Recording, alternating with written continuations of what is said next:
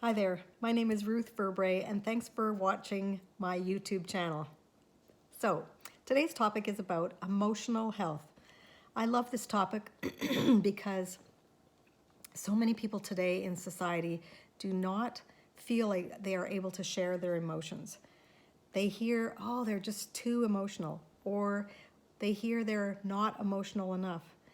Often in a relationship, you might say your significant other is not emotional enough, doesn't give you enough emotion, isn't excitable, isn't, jumping over the moon when you think he should be, or vice versa.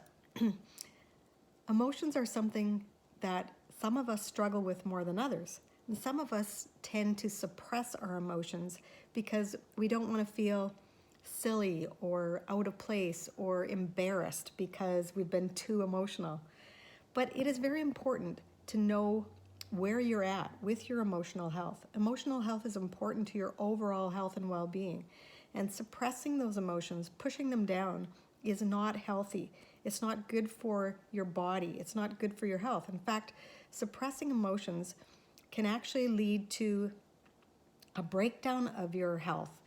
Suppressing your emotions can cause you to have, maybe the first thing could be lack of sleep. You're stuffing those emotions down, and although your brain is trying to reactivate those emotions, you're telling your brain not to remember those emotions, and so it's difficult. So there are a few things that you can do to help build your emotional health, and that's what I want to talk about today. What are some things that you can do to boost your emotional support, to boost your emotional self-esteem? So self-esteem is one of the best things you can do. You might have to say that you're going to step out of your comfort zone to actually work on this, because unless you do the work, it's not going to happen. So one way to do and boost your emotional health is to grow your circle of friends. Now this is easy to say. It's not so hard, or it's easy to say and it's not so easy to do. Like, where do you find friends who you can support and who will support you, and it expands your whole, broadens your horizons virtually? How do you meet these people? Well, it's important to reach out. Like I said, step out of your comfort zone. Maybe you're going to find a gym where you're going to go and do some exercise classes, and you're going to step out of your comfort zone to talk to some of the people in the room. Maybe you're going to ask them if they're willing to go for a coffee. Maybe you're going to go to a church. Maybe there's groups at this church that resonate with you. Maybe you're suffering from grief or depression or anxiety, and maybe there's going to be like a grief care support group, or they're called home life groups. Those are the kind of things that you need to step out of your comfort zone, actually go to these groups, and begin to build friendships. It doesn't happen overnight, but you could actually find a friend for life.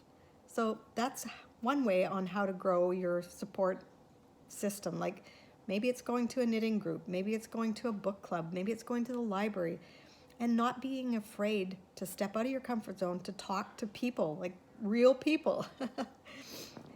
Then another thing that you can do is learn to lessen the fear of the unknown.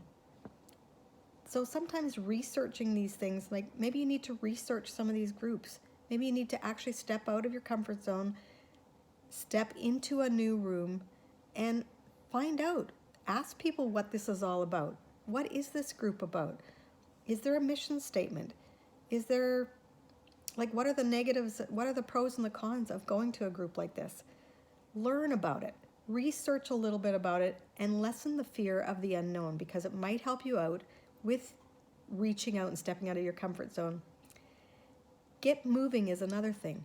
Moving, I talk about moving and the flexibility, and anything you do to move is better than nothing. Moving also improves your mood, and it can lessen anxiety. Getting out into nature is one of the best things you can do. Reconnecting with nature, grounding yourself, becoming clear about where you are, being in the present moment. It can lessen your anxiety, and it can help boost your self-esteem. You'll be amazed at what being out in nature can do for you if you haven't done it for a while. Develop a passion by learning a new hobby. Now, hobbies are something that I struggle with. I don't have a lot of hobbies, but I know that there's some things that I do love to do. Like I do love to go to a gym. I love to go to classes. I love to meet people. And I need to step out of my own comfort zone. What are you interested in? Are you interested in art? Are you interested in drawing? Are you interested in knitting? Are you interested in puzzling? Maybe it's a book club. These are all things that you can do that will help you develop a new hobby. So again, step out of your comfort zone. Eat and drink healthfully and in moderation. It's another whole aspect to emotional health, because if you're just stuffing in the bad calories, the bad fats, the sugars and the chips and popcorn, the salt, whatever it is that's your comfort food, stuffing yourself with things that do not actually help your body can actually hurt your body. And this also hurts your emotional health in the long run. Nutrition is vital to your overall health and wellness, and it helps with your moods as well, because if you're eating foods that make you feel bloated and it gives you gut issues, well, that is not good for your emotions. It doesn't help you relax into being a happy person. Maybe you need to go and practice yoga. Maybe it's meditating. Meditations are so good for your emotional health. When's the last time you've tried a meditation? In fact, I encourage you to do that one today. Just Google meditations, see what they're like. And if you're interested in a real meditation that I've created, message me on the comments below and I can send you a meditation, because I have in my program that I've developed, I have 10 or 11 meditations that I've created for you. So meditation is a great way to relieve stress, and it's very good for your emotional health.